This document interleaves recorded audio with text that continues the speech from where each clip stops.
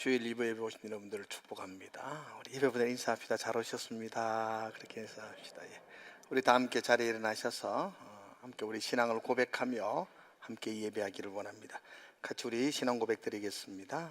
전능하사 천지를 만드신 하나님 아버지를 내가 믿사오며 그 외아들 우리 주 예수 그리스도를 믿사오니 이는 성령으로 잉태하사 동정녀 마리아에게 나시고 본디오 빌라도에게 고난을 당하사 십자가에 못 박혀 죽으시고 장사한 지 사흘 만에 죽은 자 가운데서 다시 살아나시며 하늘에 오르사 전능하신 하나님 우편에 앉아 계시다 저리로서 산자와 죽은 자를 심판하러 오시리라. 성령을 믿사오며 거룩한 공회와 성도가 서로 교통하는 것과 죄를 사하여 주시는 것과 몸이 다시 사는 것과 영원히 사는 것을 믿사옵나이다. 아멘. 예수 우리 왕이여 이곳에 오셔서 우리를 다스리시옵소서. 주님을 높이며 찬양하기를 원합니다.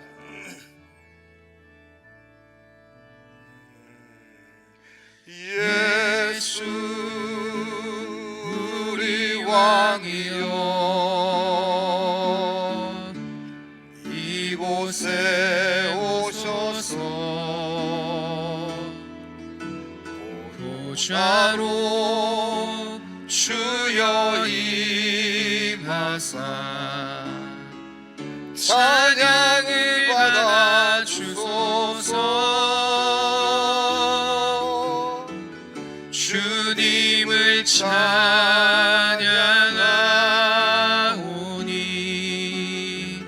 주님을 경배하오니 왕이신 예수여 오셔서 자정하사 다스리소서. 우리 한번 합시다. 예수 우리 왕이여 예수 우리 왕이여 이곳에 오소서. 보좌로 주여 임하사 찬양을 받아 주소서. 주님을 찬양하오니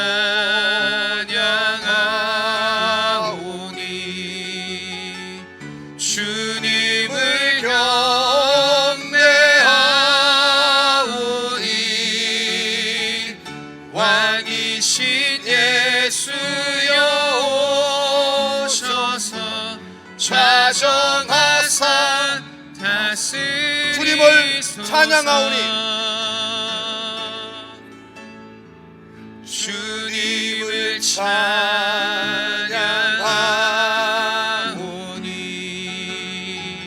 주님을 경배하오니 왕이신 예수여 오셔서 자정하사 다스리소서.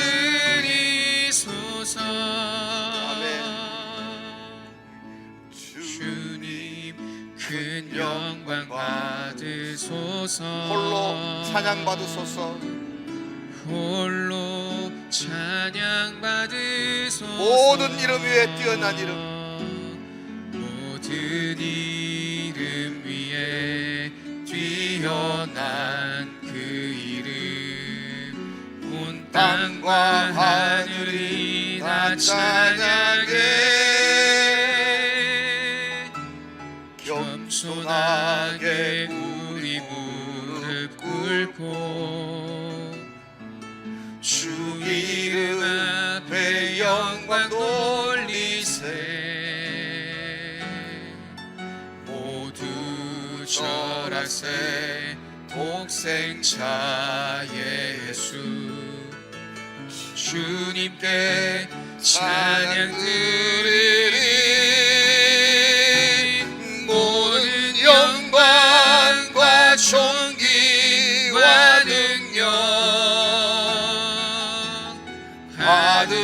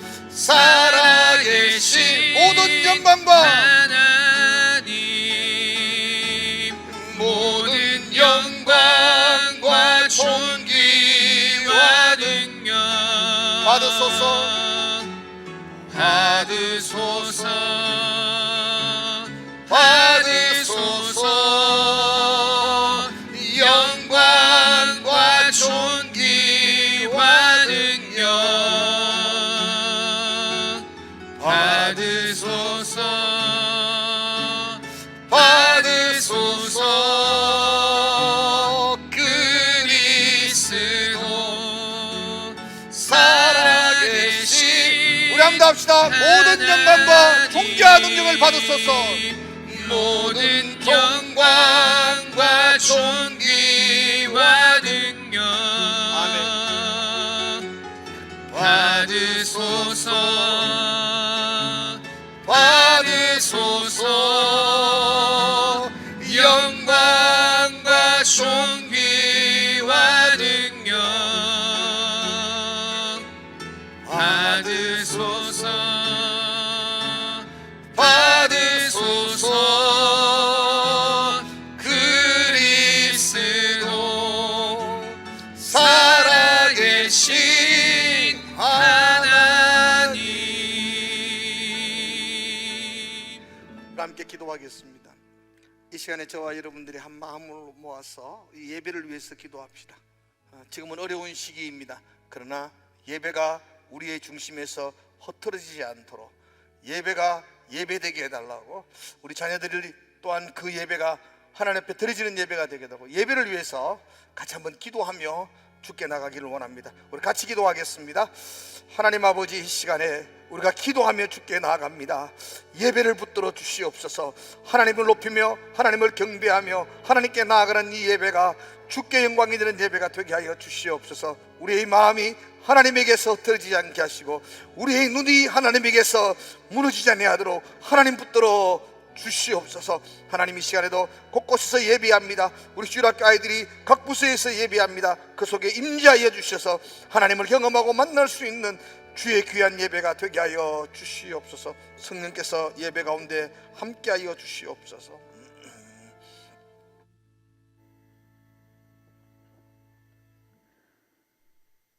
변함없는 은혜와 사랑으로 지금까지 인도하여 주신 좋으신 하나님은 우리의 전능하신 하나님이심을 믿습니다. 오늘도 그 하나님께 우리들의 마음을 모아 구속의 은혜에 감사하며 정한 시간에 이전에 나와 그 하나님께 예배드리기 됨을 감사드립니다. 영상으로 가정에서, 직장에서, 사업장에서 드리는 우리 성도들도 있습니다. 이 시간 마음과 뜻을 다하여 하나님 기뻐 받으시는 예배를 드리게 하옵소서. 예배가 회복되게 하시고 예배 중에 회복되며 치유되며 소생되어 온 역사들이 일어날 수 있도록 하나님 도와주시옵소서. 온 세계가 코로나라는 질병으로 인하여 어려움에 처해 있습니다. 그러나 믿음의 주를 바라봄으로 이때는 더욱 기도하며 나아갈 수 있는 이때가 되어지게 도와주시고, 하나님 기도할 때에 긍휼을 베풀어 주셔서 하루속히 이 질병들이 소멸될 수 있도록 도와주시옵소서. 특별히 우리 교회는 연로하신 분들도 많습니다. 지금까지도 인도하여 주신 하나님, 앞으로 남은 삶도 살아갈 때에 건강한 모습으로 하나님 나라 가시는 그날까지 건강하게 하나님 뜻 가운데 살아갈 수 있도록 은혜 내려 주시옵소서. 변함없이 지켜주시고 인도하여 주실 줄 믿습니다. 어려운 시기에 정말 주일학교가 참으로 어려운 가운데 있습니다. 온 교회가 다음 세대를 위하여 기도하고 있습니다. 이 다음 세대들이 말씀 안에 바로 자라나게 하시고 이 어려운 시기를 잘 이겨내게 하셔서 하나님 뜻 가운데 다음 세대에 더욱더 이 재단을 이끌어가며 이 나라를 이끌어가며 하나님을 기뻐하시는 귀한 일꾼들로 자라날 수 있도록 하나님 도와주시고 지켜보아여 주시옵소서. 오늘도 알게 모르게 참으로 헌신하는 주의 손길들 있습니다. 하나님, 그들 위해 은혜 주시고 축복하여 주시기를 간절히 기도드립니다. 손으로 하는 모든 것들이 헛되지 않도록 하나님 도와주시옵소서. 원하지 않는 질병으로 인하여 오늘도 고통 중에 있는 성도들도 있습니다. 하나님, 이 시간 함께하여 주시고 능력의 손길로 치유하여 주셔서 점점 좋아지는 역사가 있도록 도와주시옵소서. 오늘도 학창으로 군문으로 멀리 해외까지 나가 있는 우리 성도들도 있습니다. 이 어려운 시기에 모두가 염려할지라도 하나님이 함께 하심으로 어려움에 없게 하시고 눈동자같이 지켜주시고 보호하여 주실 줄 믿습니다. 하나님, 우리의 사업장과 직장과 농토 위에도 모든 하는 손으로 하는 모든 것들 위에도 하나님께 영광이 되게 하시고 더욱더 올 한 해도 하나님 축복하여 주심으로 형통한 우리의 가정과 삶들이 되어질 수 있도록 모든 성도들의 손으로 하는 모든 것들에 하나님 인도하여 주시옵소서. 오늘도 귀한 목사님 준비한 말씀을 들고 이 제단에 서실 때에 하나님 갑절의 능력 주셔서 귀한 말씀 전가하시기에 부족함이 없게 하시고 그 말씀 들음으로 우리 모든 성도들이 이 어려운 세상을 잘 승리하며 살아가게 하시고 하나님께 영광 돌리는 그 빛된 삶을 살아갈 수 있는 성도들 삼아 주실 줄 믿사옵고 모든 말씀 예수님 이름으로 기도드립니다. 아멘.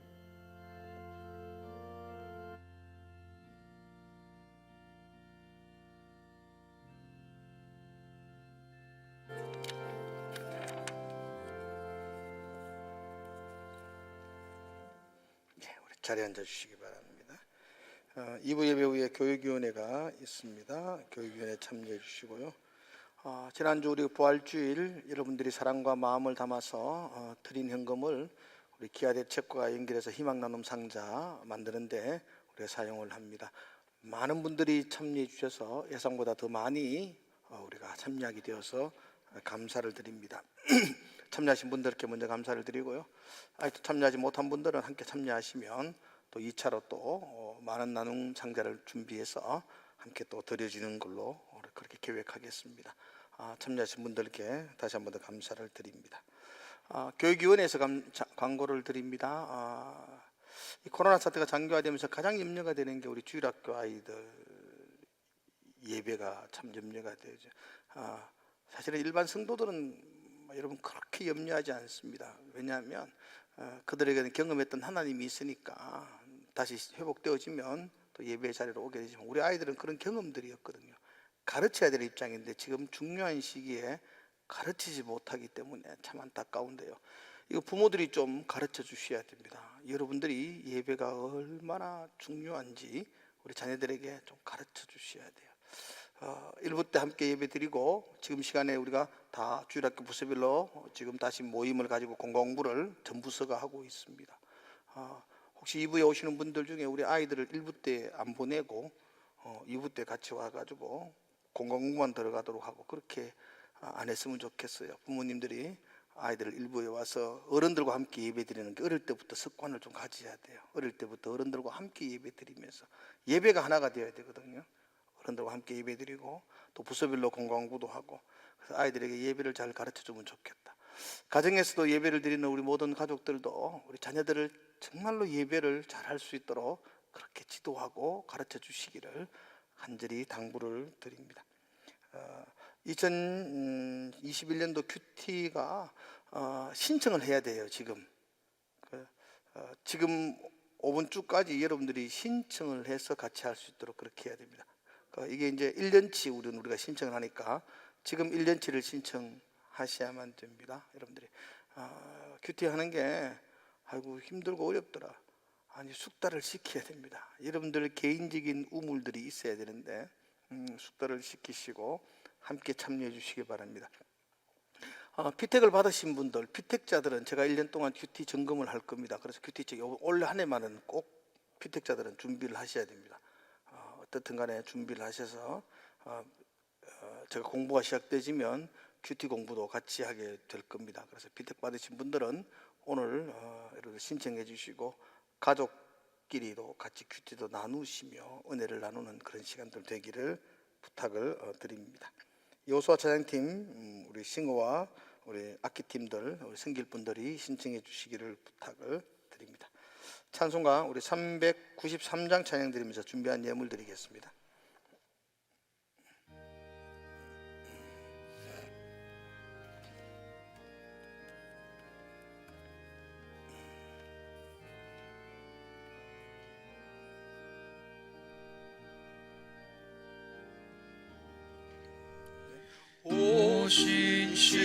오신실하신 주 내 아버지여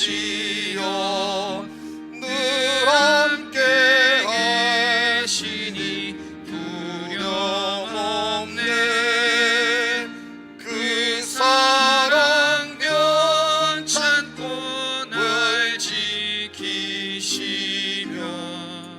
오세나 오늘이 한결같네 오신실하신 주 오신실하신 주 날마다 자비를 베푸시며 일용할 모든 것 내려주시니 오신실하신 주 나의 우리 3절 합시다. 내 죄를 사하여 내 죄를 사하여 안위하시고 주친이 오셔서 인도하네 오늘의 임되고 내일의 소망 주만이 만복을 내리시네 오신실하신 주 오신실하신 주 날마다 자비를 베푸시며 일용할 모든 것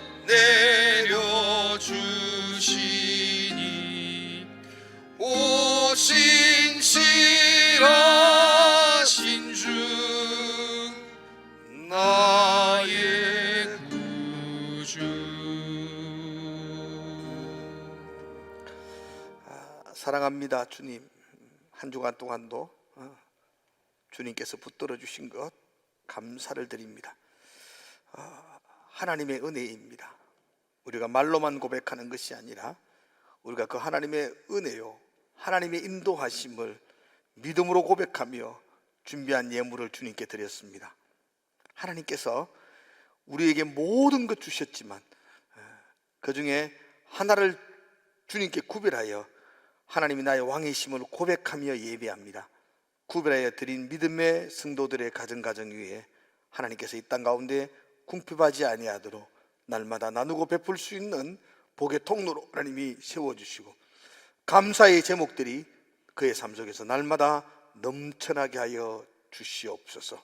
하나님, 내가 날마다 만몬을 섬기는 것이 아니라 하나님을 섬긴다는 것을 날마다 고백하며 드러내며 살아가게 하여 주시옵소서. 감사드리며 예수님의 이름으로 기도드리옵나이다. 아멘. 하나님 말씀은 창세기 45장을 보겠습니다.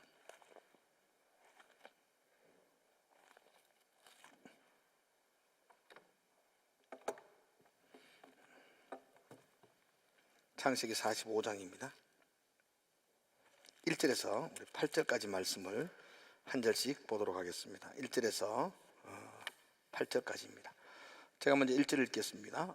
요셉이 시종하는 자들 앞에서 그 정을 억제하지 못하여 소리질러 모든 사람을 자기에게서 물러가라 하고 그 형제들에게 자기를 알리니 그때에 그와 함께한 다른 사람이 없었더라. 요셉이 큰 소리로 우니 애굽 사람에게 들리며 바로의 공중에 들리더라. 요셉의 그 형들에게 이르되 나는 요셉이라 내 아버지께서 아직 살아 계시니까 형들이 그 앞에서 놀라서 대답하지 못하더라. 요셉이 형들에게 이르되 내게로 가까이 오소서. 그들이 가까이 가니 이르되 나는 당신들의 아우 요셉이니 당신들이 애굽에 판 자라. 당신들이 나를 이곳에 팔았다고 해서 근심하지 마소서, 한탄하지 마소서. 하나님이 생명을 구원하시려고 나를 당신들보다 먼저 보내셨나이다. 이 땅에 2년 동안 흉년이 들었으나 아직 5년은 밭갈이도 못하고 추수도 못할지라. 하나님이 큰 구원으로 당신들의 생명을 보존하고 당신들의 후손을 세상에 두시려고 나를 당신들보다 먼저 보내셨나이니. 그런즉 나를 이리로 보낸 이는 당신들이 아니요 하나님이시라. 하나님이 나를 바로에게 아버지로 삼으시고 그 온 집의 주로 삼으시며 애굽 온 땅의 통치자로 삼으셨나이다. 아멘. 오늘 설교 제목은 하나님이 여기까지 인도하셨습니다. 그렇게 정했습니다. 한번 같이 한번 해볼까요? 하나님이 여기까지 인도하셨습니다. 여러분 믿으십니까? 인정하시죠? 우리 참 우유곡절이 많았잖아요.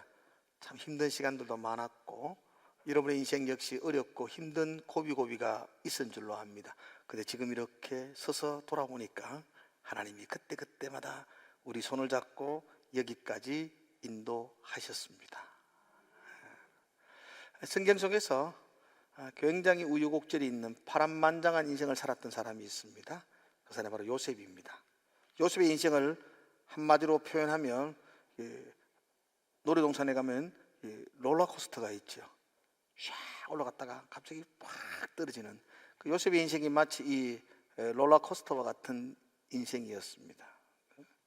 중요한 자리에 있다가 바닥으로 곤두박질 쳤다가 또 순식간에 또 올라가고 그런 파란만장한 인생을 살았던 사람이 바로 요셉입니다. 우리가 요셉의 인생을 간단하게 다 설명할 수는 없지만 간단하게 요셉의 인생을 생각하려면 그가 입었던 옷을 이렇게 돌아보면 요셉의 인생을 극명하게 표현해 주고 있습니다. 요셉은 처음에 어떤 옷을 입었냐면 그가 처음 입었던 옷은 채색 옷이었습니다. 화려하죠. 아버지 야곱은 요셉에게만큼은 특별하게 채색 옷을 지어 입혔습니다. 이것은 아버지가 그 아들 요셉을 다른 형들보다 각별하게 사랑했다라는 뜻입니다. 사실은 채색, 염색이 돼야 되잖아요. 염색은 당시 기술이 부족했던 시대 속에 염색한 옷, 색깔을 입힌 옷은 굉장히 귀한 옷이었습니다. 왜 아버지 야곱은 요셉을 이렇게 특별하게 사랑했느냐? 이유는 두 가지가 있습니다. 창세기 37장 3절에 보면 이렇게 되어져 있습니다.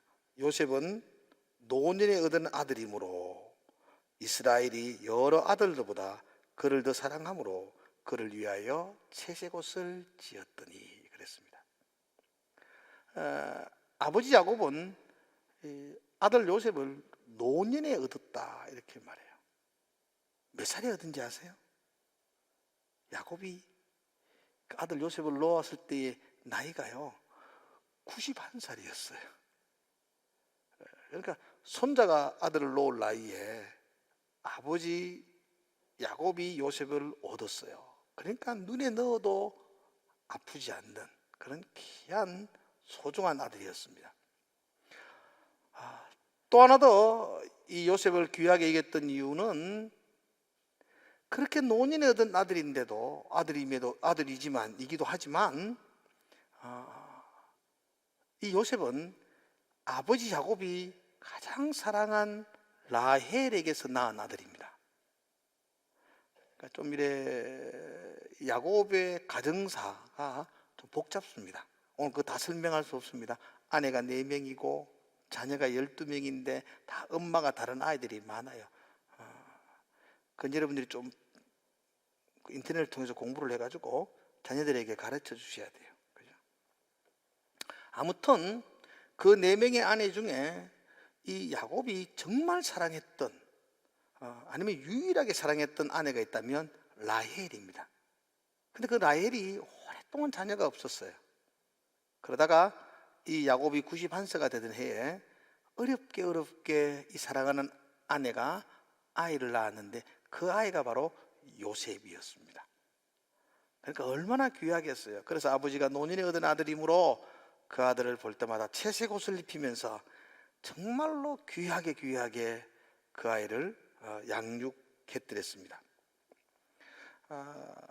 이렇게 양육하며 지냈던 시기가 요셉에게는 약 한 17세까지, 요셉이 17살 될 때까지 아버지에게 각별한 사랑을 받으면서 그가 그 가정에서 양육을 받았더랬습니다.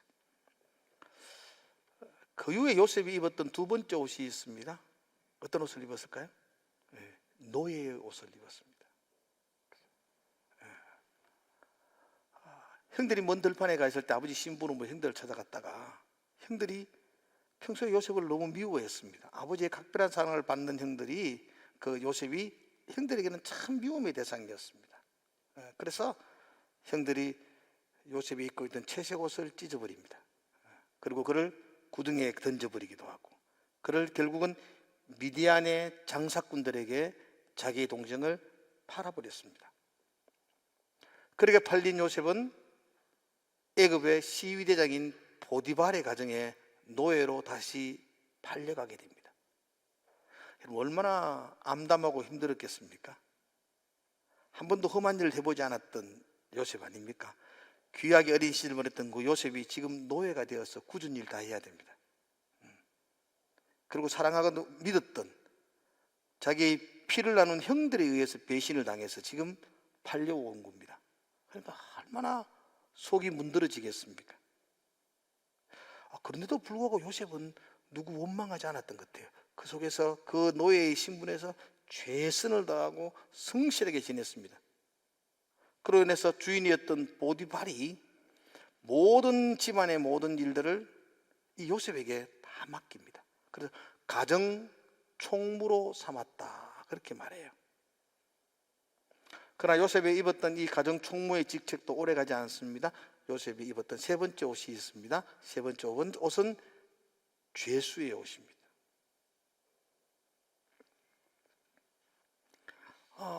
보디발의 아내였던 여주인 그 보디발의 아내가 요셉에게 억울한 누명을 씌웁니다. 요셉의 제목은 여주인을 희롱한 죄였습니다. 이건 말이 안 되는 거잖아요.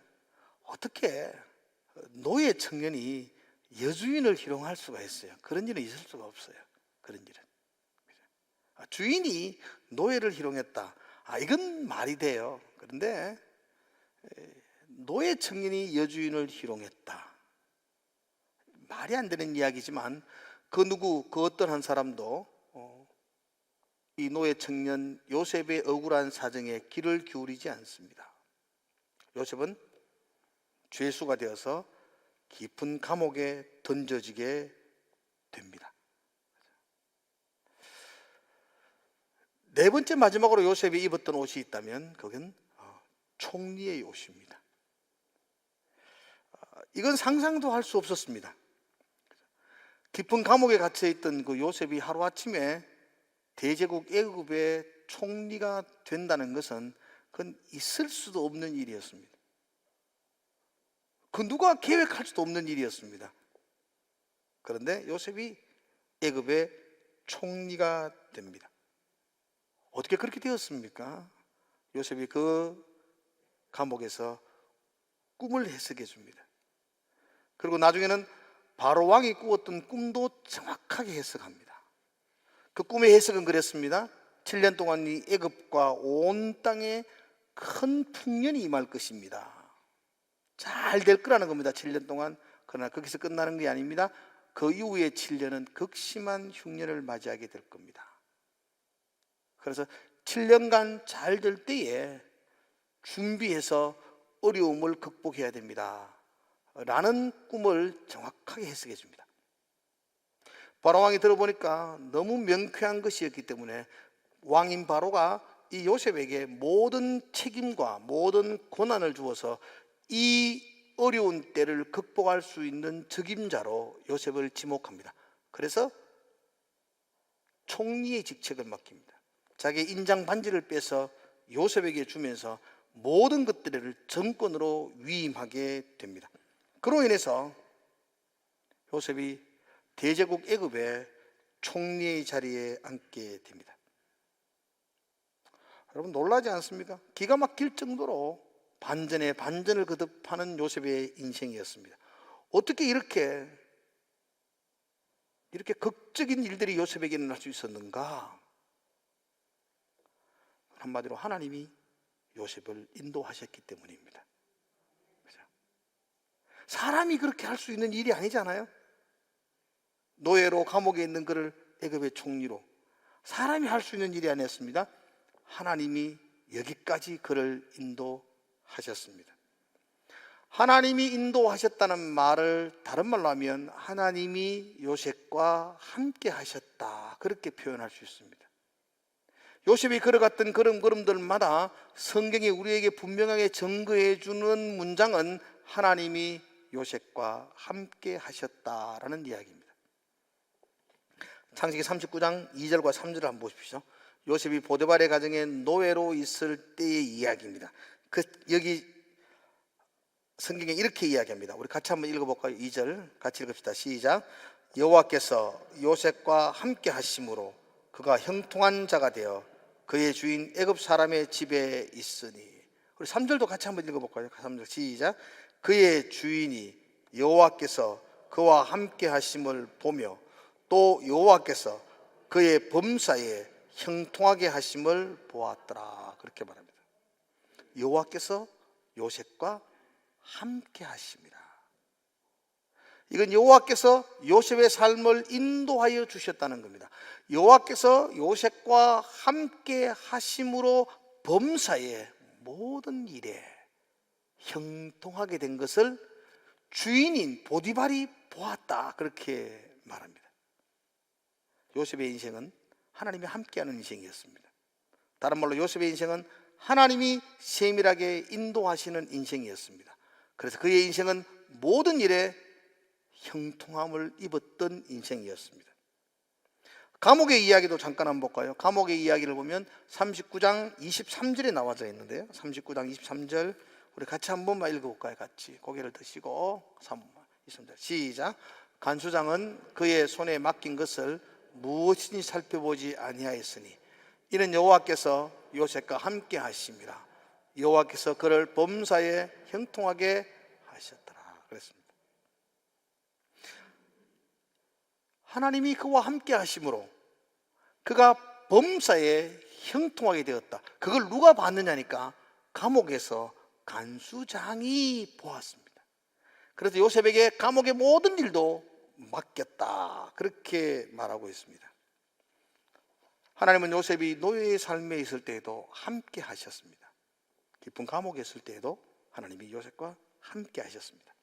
다른 말로 하면 하나님이 노예로 있을 때에도 감옥에 있을 때에도 하나님이 그를 인도하셨다는 겁니다. 함께 하시고 인도하셨습니다.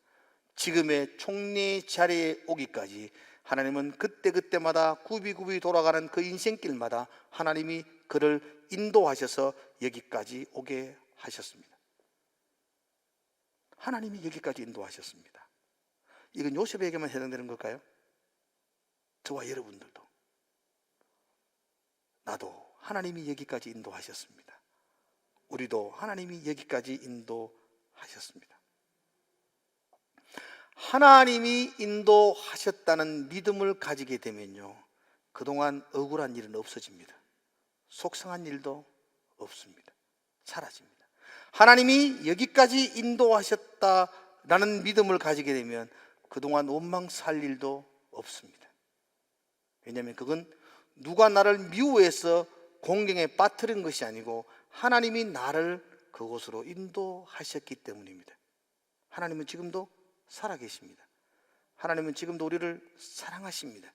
하나님은 우리에게 좋은 길을 안내하시는 분이십니다. 지금은 내가 그런 웅덩이에 빠져 있는 것 같은데도 하나님이 그 길로 인도하셨다면 그 길은 좋은 길입니다. 한번 따라해 볼까요? 하나님은 늘 옳습니다. 나는 이해가 안 돼도 하나님은 늘 옳은 줄로 나는 믿습니다. 하나님이 나를 여기까지 인도하셨다면 그동안에 굽이굽이 돌아왔던 모든 길들 속에서 나를 속상하게 했고, 나를 억울하게 했고, 나를 분노하게 했던 모든 것들은 그 사람의 잘못이 아니라 하나님이 나를 더 아름다운 길로 인도하기 위한 하나님의 손길이었습니다. 그러기에 원망할 것 없고, 불평할 것 없고, 욕하고 비난할 것도 없습니다. 실제로 그랬습니다. 요셉은 실제로 노예로 보디발의 가정에 있을 때도 원망하고 불평하며 분노의 칼을 갈며 시간을 보내지 않았습니다. 그렇게 살았다면 주인이 보디발이 요셉을 보면서 야, 너 참 멋있다 이런 말 하지 않을 겁니다. 감옥에 가서도 얼마나 억울하겠습니까? 그래도 그가 그 억울함과 속상함 때문에 가슴 찢으며 살지 않았습니다. 그렇게 살았다면 간수장이 요셉 보면서 오, 참 범사에 형통하네 이런 말 하지 않았을 겁니다. 그런 노예의 자리에 있을 때에도, 감옥에 들어갔을 때에도, 배신을 당할 때에도, 억울한 일을 당할 때에도, 속상할 때에도 그곳에서 하나님이 여기까지 나를 인도하신다는 그 믿음이 있었기 때문에 그곳에서 자신의 맡겨진 일에 헌신하며 최선을 다하고 있습니다. 그는 한 번도 그의 인생 가운데 복수하고 원망하는 걸 본 적이 없습니다. 여러분, 요셉이 총리가 됩니다. 여러분 같으면 생각해 보십시오. 여러분이 만약 요셉처럼 총리가 되었다, 애굽의 권력과 힘을 가진 총리가 되었다. 저는 아직도 인격 수양이 덜 돼 그런지 내가 총리가 되었으면 보디발의 아내는 죽었습니다. 제일 먼저 내가 고여 붙들어 가지고 내가 요절을 낼 겁니다. 내가 어떻게 그럴 수가 있는지 말이에요. 그죠? 하여튼 그 외에도 내가 원수가 풀릴 일 많습니다. 보디발도 가만두지 않을 거고, 감옥에서 내 꿈 듣고도 2년 동안 아무 말도 안 했는 그 관원장도 내가 가만 안 두고 걷습니다. 어쩌면 군사 동원해가지고 가나안에 있는 형들 다 잡아올 수도 있습니다. 그만한 힘이 있습니다. 애굽의 총리가. 한 번도 그런 적 없습니다. 한 번도 요셉은 그런 마음을 품지 않습니다. 왜냐고요? 하나님이 인도하셨다는 믿음을 가지고 있기에 그렇습니다. 오늘 본문도 읽었던 부분도 여러분이 한번 보십시오. 이 얼마나 감동적인 대목인지 모릅니다. 성경 속에서 가장 멋진 장면일 겁니다. 글로 읽어서 이렇지 정말 실제로는 이거 상상을 해보면은 이 장면은 정말 말로 표현할 수 없는 대단한 장면이 아닐 수가 없습니다. 지금 요셉은 자기를 팔아버렸던, 그 죽여버리는 것과 똑같습니다. 노예로 팔아버렸던 그 형들과 마주대하고 있습니다. 요셉이 꿈을 해석했던 것처럼 그 땅에 이제 흉년이 들어가지고 2년째입니다. 애굽 외에는 온 사방에 먹을 것이 없습니다. 가나안의 형들이 어쩔 수 없어서 애굽에 음식을 구하러 옵니다. 그리고 총리인 요셉 앞에 서게 됩니다. 형들은 상상도 못합니다. 자기가 팔아버렸던 동생이 죽인 것과 똑같거든요. 자기가 죽여버렸던 그 동생이 애굽의 총리가 되어 있을 줄은 꿈에도 모릅니다. 근데 그 앞에 섰는데 그 총리가 나는 요셉입니다 라고 말합니다. 여러분 얼마나 놀랐겠습니까? 3절의 말씀이거든요. 요셉이 그 형들에게 이르되 나는 요셉이라 내 아버지께서 아직 살아계시니까 형들이 그 앞에서 놀라서 대답하지 못하니라. 아니 애굽의 총리가 앞에 있는데 그가 요셉이라는 거예요. 그리고 아버지 살아계십니까? 묻습니다. 근데 형들은 그게 머리에 들어오지 않습니다. 아버지 살아계시냐가 지금 문제고 내가 지금 죽을 판인데요. 지금 요셉이, 형들이 요셉에게 100번 죽어도 마땅하지 않습니까? 그래서 놀라서 아무 대답도 못합니다. 여기서 놀랍다는 말은 두렵고 떨려서 이런 뜻입니다. 얼마나 두렵고 얼마나 떨렸겠습니까? 아무 대답도 하지 못합니다. 그런데 요셉이 형들에게 기가 막힌 이야기를 합니다. 이제는 죽었구나, 이제는 소망이 없구나. 그래서 두렵고 떨려서 고개 들지 못하는 그 형들을 향하여 요셉이 4절과 5절에서 이렇게 말합니다. 한번 4절 한번 같이 읽어볼까요? 4절과 5절을 우리 연속으로 같이 읽읍시다. 본문입니다. 시작. 요셉이 형들에게 이르되 내게로 가까이 오소서. 그들이 가까이 가니 이르되 나는 당신들의 아우 요셉이니 당신들이 애굽의 판자라. 당신들이 나를 이곳에 팔았다고 해서 근심하지 마소서, 한탄하지 마소서. 하나님이 생명을 구원하시려고 나를 당신들보다 먼저 보내셨나이다. 이 글로 읽어도 얼마나 감동적입니까? 100번 주고 마땅한 그 형들을 향하여, 그래서 두렵고 떨려 아무 말도 못하고 형들을 향하여 요셉이 하는 말이, 근심하지 마세요, 한탄하지 마십시오. 형들이 나를 팔았다고 걱정하지 마십시오. 형들이 나를 판 게 아니고요, 하나님이 나를 애굽으로 보내신 겁니다. 하나님이 인도하셨습니다. 하나님은 계획이 있습니다. 하나님은 나를 먼저 애굽으로 보내서 우리에게 구원, 생명을 주기 위해서 하나님이 그렇게 하신 겁니다. 그러니 형들은 걱정하지 마세요, 염려하지 마세요. 내가 형들을 보복하지 않습니다, 용서합니다 라고 이야기합니다. 여러분, 요셉이 그 형들을 용서할 수 있었던 원인은 한 가지입니다. 하나님이 인도하셨다는 걸 믿기 때문입니다. 여기까지 하나님 인도하셨다는 걸 믿기 때문에 그는 원망과 불평과 복수와 비난 대신에 용서와 사랑을 선택할 수 있었던 것입니다. 한번 따라합시다. 하나님이 여기까지 인도하셨습니다. 이건 요셉 한 사람의 고백이 아니라 오늘 이 예배하는 저와 여러분의 고백이 되기를 축복합니다. 하나님이 여기까지 인도하셨다는 이 고백이 나의 고백이라면 지금 여러분 가슴 속에 있는 원망과 불평과 여러분의 비난과 속상함은 물거품처럼 사라지기를 축원합니다. 요즘 힘드시죠?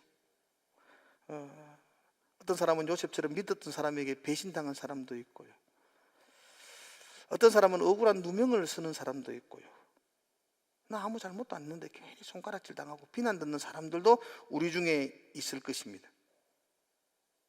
근데 여러분, 그런 모든 상황은 과정입니다. 과정. 노예로 가고 감옥에 가는 것은 하나님이 요셉을 애굽의 총리로 세우시기 위한 과정이라면, 여러분이 지금 억울한 일을 당하고 속상한 일을 당하고 비난을 듣고 또 경제적인 어려움을 처하고 이런 우유곡절이 있는 울퉁불퉁한 삶을 살아내고 있는 것도 하나님이 인도하신 걸 믿는다면 그건 과정에 불과할 줄로 믿습니다. 우리의 인생은 감옥에서 끝나지 않고 우리의 인생은 노예의 자리에서 끝나지 않습니다. 하나님은 우리를 인도하실 줄로 믿습니다. 그러기에 그 인도하는 과정이기에 우리는 이렇게까지 오게 되기까지 나를 속상하게 하고 억울하게 한 사람에 대한 비난과 원망을 중단할 수 있는 겁니다. 여러분, 하나님이 여기까지 인도하셨다면 하나님이 앞으로도 인도하실 줄로 믿습니다. 어떻게 인도하실까요? 기가 막히게 인도하실 겁니다. 여러분이 상상할 수 없을 정도로 하나님이 여러분들의 삶을 인도하실 겁니다. 요셉이 상상했겠습니까? 노예로 팔려갈 때 상상했겠습니까? 그가 보디발의 가정에 있을 때 상상했겠습니까? 감옥에 있을 때 상상했겠습니까? 상상할 수 없었던 일이 그의 삶에 이루어집니다. 하나님이 인도하시기 때문입니다. 하나님이 요셉을 인도하실 때 그렇게 인도하셨다면 하나님이 저와 여러분도 인도하실 줄로 믿습니다. 지금은 아무것도 보이지 아니하고 캄캄하다 할지라도 하나님은 신실하신 분이십니다. 실수하지 않는 분이십니다. 하나님은 지금도 우리를 세밀하게 인도하실 줄로 믿습니다. 길에 가다 보면 한 번씩 그런 간판 한번 보죠. 도로가에 공사 중 이런 간판이 있습니다. 거기 보면 이렇게 써져 있습니다. 공사 중, 통행에 불편을 드려 대단히 죄송합니다. 예, 여러분, 공사 중에는 불편한 겁니다. 공사 중에 잘 되고 편안하고 깨끗하고 이런 거 없습니다. 공사 중인 거리는 통행이 불편하고 공사 중인 건물은 지저분하고 널브러져 있습니다. 야, 저건 뭐 될란고? 저거 건물 걷지도 않을 때가 있습니다. 그래, 그건 공사 중입니다. 좀 지나면 멋진 건물로 완성되어집니다. 그 건물을 지어 나가시는 분이 하나님이시기 때문입니다. 우리 지금 공사 중입니다. 불편하기도 하지요. 너덜부려져 있기도 하죠.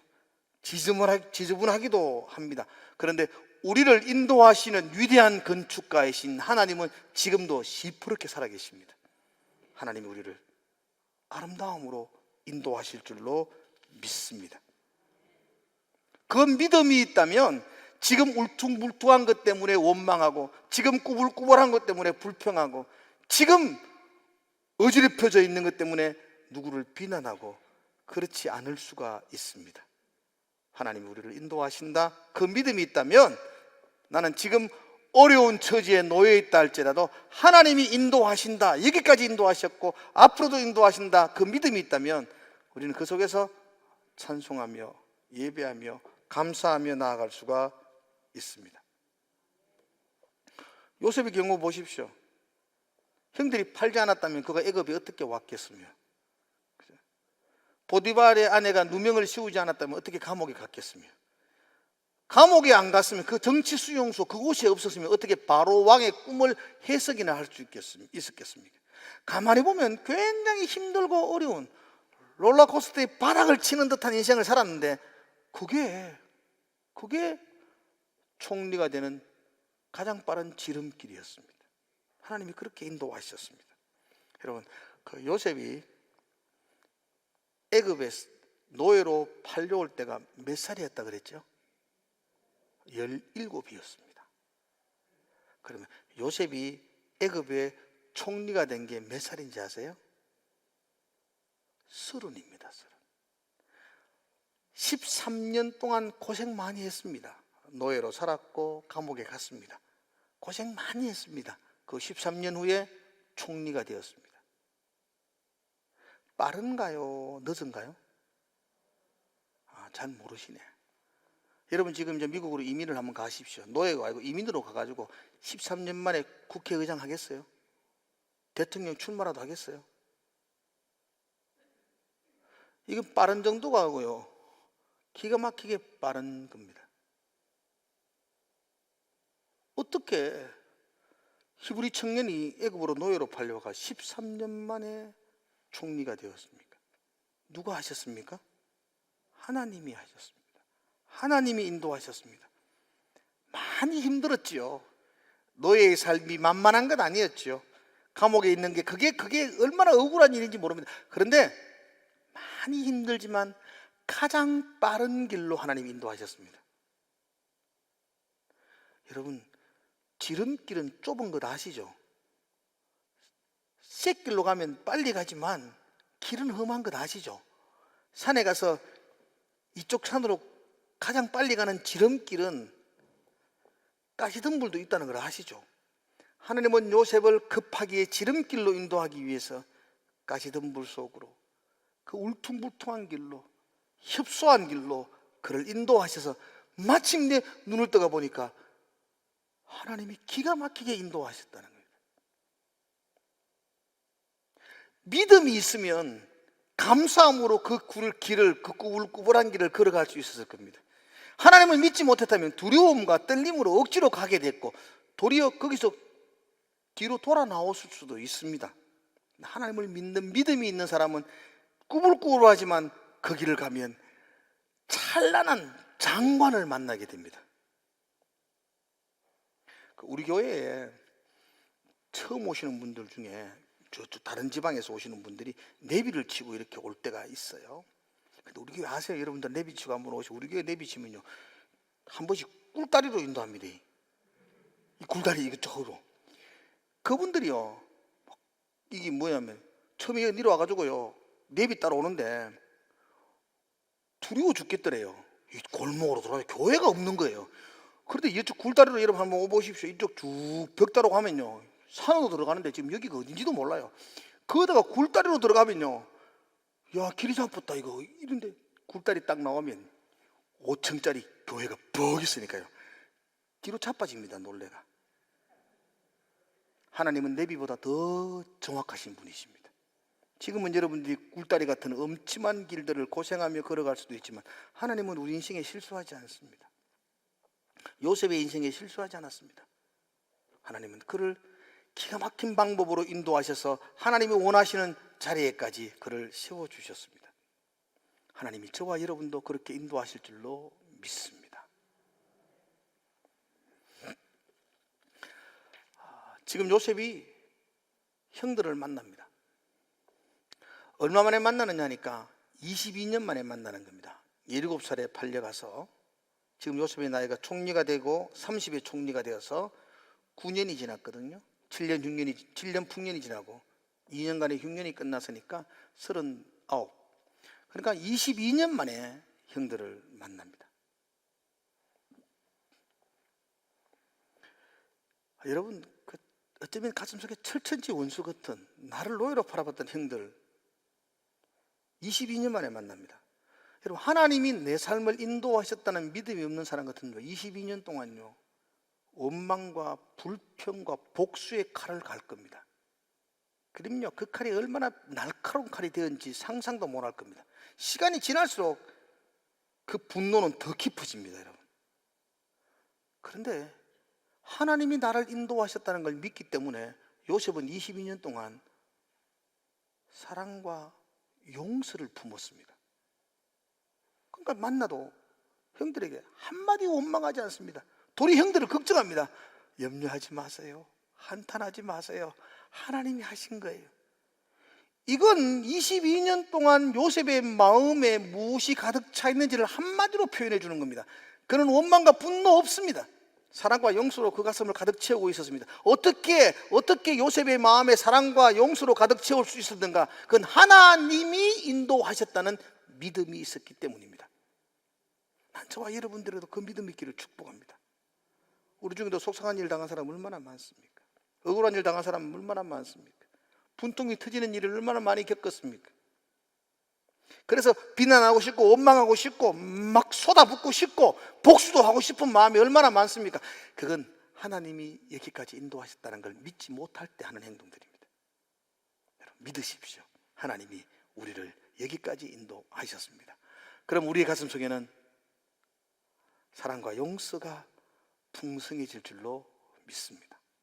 그래서 교회 안에서는 누구 탓하지도 마시고 누구 원망하지도 마시고 제발 누구 비난하지도 마시고 험담하지도 마시고 하나님이 여기까지 인도하셨다는 걸 믿으니까 공사 중이야. 예쁘게 잘 세워질 거야. 하나님이 저런 사람도 잘 다듬어 갈 거야. 그 믿음으로 바라봐 주시고 인도해 주시면 참 좋겠습니다. 그게 신앙을 가진 우리가 아니겠습니까? 여러분, 하나님이 요셉을 여기까지 인도하셨습니다. 그럼 하나님은 저와 여러분도 인도하여 주실 줄로 믿습니다. 그 하나님의 인도하심을 믿는다면 우리는 가슴속에 사랑과 용서를 키워나가셔야 됩니다. 말로는 믿습니다 그러고 마음에는 분노의 칼날을 갈고 있다면 그 믿음은 다 의미 없는 믿음입니다. 이제 여러분의 가슴속에 그 누구를 향한 원망도 없기를 축복합니다. 그 누구를 향한 비난도 없기를 바랍니다. 특별히 복수하겠다는 마음은 정말 없어야 됩니다. 그 누구라도 하나님이 우리를 인도하시고 있다. 하나님을 믿기에 용서와 사랑으로 나아가시는 그런 저와 여러분 되시기를 주님의 이름으로 축복을 드립니다. 기도하겠습니다. 하나님 아버지, 기가 막히게 인도하신 하나님을 찬송합니다. 요셉을 인도하시는 거 보니까 우리도 잘 인도하실 줄로 믿습니다. 하나님이 여기까지 인도하셨습니다. 요셉의 고백처럼 우리도 그렇게 고백하기를 원합니다. 하나님이 여기까지 인도하셨으니까 앞으로도 인도하실 줄로 믿습니다. 그래서 나는 이제 분노하고 원망하고 비난하는지 아니하고 용서와 사랑으로 내 가슴을 채우겠습니다. 그렇게 다짐하고 고백하는 우리 모든 성도들에게 성령께서 함께 하시고 은혜를 부어 주시옵소서.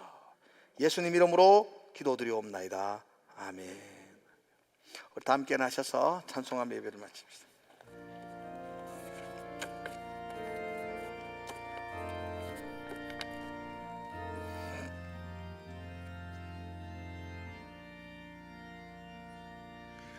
너같이 걱정 말아라. 주 너를 지키리. 주 날개 밑에 거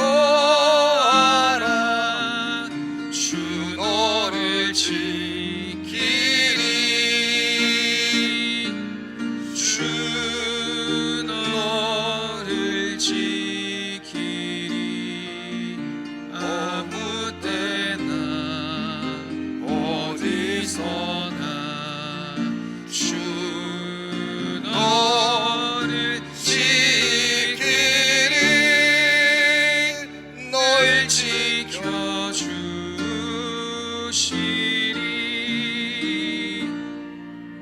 어려운 낙심될 때에 주 너를 지키리 위험한 일을 당할 때 주 너를 지키리 주 너를 지키리 아무 때나 어디서나 주 너를 지키리 널 지켜주시리 넋을 건 미리 아시고 주 너를 지키리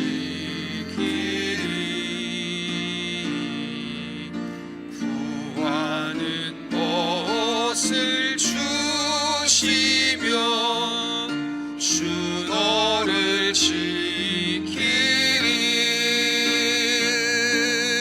주 너를 지키리 아무 때나 어디서나 주 너를 지키리 널 지켜주시리 어려운 시험 당해도 주 너를 지키리 구주의 품에 거하라 주 너를 지키리 주 너를 지키리 아무 때나 어디서나 주 너를 지키리 널 지켜주시리